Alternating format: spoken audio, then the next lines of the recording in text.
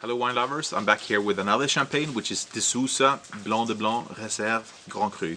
And this particular one, of course I'm a bit biased because this is my own selection and I work really closely with this in the restaurant. Although for a reason, I love this one because this is, I think, really the epitome of the purity of Chardonnay. The de Sousa family is working biodynamically, and I think the strength here is the average age of the vines. They're at least 20 years old.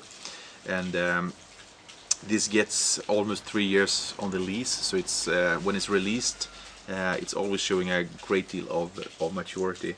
And this champagne, which is not chaptalized or adjusted in any way, it has a high ripeness, and thus the acidity is really ripe, and the dosage is fairly low. And I like these factors when you work with gastronomy. And aromatically right now, this is showing a lot of nutty notes, like hints of walnut and hazelnut, and I think then we have a very strong aromatic component coming from the lees, reminiscent of there's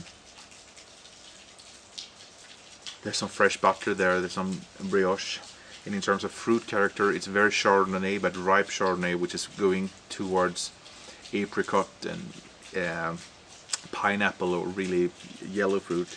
I get some notes of saffron in here as well.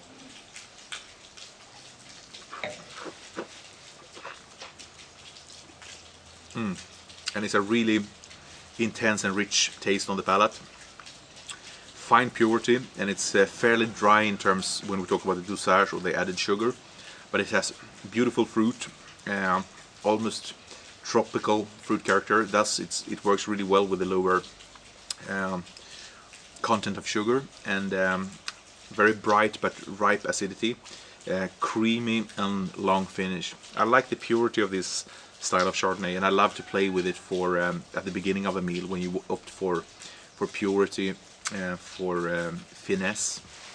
This is a champagne I'd love to pair with scallops. I love to pair this with oysters, with sashimi, carpaccio of fish like tuna, or very clean and elegant flavors.